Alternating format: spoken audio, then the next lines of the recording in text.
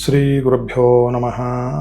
ಸುಮಾರು ಜನರು ಜೀವನದಲ್ಲಿ ಕಷ್ಟ ಬಂದಾಗ ಜ್ಯೋತಿಷ್ಯವನ್ನು ಕೇಳ್ತಕ್ಕಂಥದ್ದು, ನಮ್ಗೆ ಯಾಕೆ ತೊಂದರೆ ಆಗಿದೆ, ಈ ರೀತಿಯ ಕಷ್ಟ ಕಾರ್ಪಣ್ಯಕ್ಕೆ ಕಾರಣಗಳೇನು ಅಂತಕ್ಕಂಥದ್ದನ್ನ ಸುಮಾರು ಜನರ ಬಳಿ ಹೋಗಿ ಕೇಳ್ತಾ ಇರ್ತಕ್ಕಂಥದ್ದು ರೂಢಿಯಲ್ಲಿದೆ ನಮ್ಮ ಸಮಾಜದಲ್ಲಿ. ಇದರಲ್ಲಿ ಏನಾಗುತ್ತೆ, ಸುಮಾರು ಜನ ಜ್ಯೋತಿಷ್ಯರು ಜಾತಕಗಳನ್ನು ನೋಡಿದಾಗ ಹೇಳ್ತಾರೆ, ನಿಮ್ಮ ಜಾತಕದಲ್ಲಿ ಯಾವ ಯೋಗಾನೂ ಇಲ್ಲ, ಇದು ದರಿದ್ರವಾಗಿರ್ತಕ್ಕಂತಹ ಜಾತಕ, ಪೂರ್ತಿ ದರಿದ್ರ, ಅಭುಕ್ತ ಮೂಲದಲ್ಲಿ ಹುಟ್ಟುಬಿಟ್ಟಿದೆ ಮಗು, ಈ ಜಾತಕಕ್ಕೆ ಯಾವ ಒಳಿತು ಆಗ್ತಕ್ಕಂಥ ಲಕ್ಷಣಗಳೇ ಇಲ್ಲ ಅಂತ ಹೇಳಿ ಕೇಳಿದವರನ್ನು ಇನ್ನಷ್ಟು ಹೆದರಿಸಿ ಕಳಿಸಿರ್ತಕ್ಕಂಥದ್ದು ನಮ್ಮೆಲ್ಲರಿಗೂ ಗೋಚರವಾಗಿರ್ತಕ್ಕಂತಹ ವಿಚಾರ.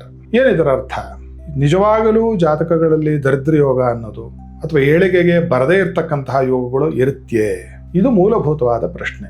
ಆ ಥರ ಇದ್ರೆ ಇಡೀ ಜೀವನ ಅವನು ಕಷ್ಟ ಕಾರ್ಪಣ್ಯದಲ್ಲೇ ಕಳೀಬೇಕಾ ಅಂತ ಹೇಳಿ ಶಾಸ್ತ್ರ ಹೇಳುತ್ತೆ, ಇಲ್ಲ.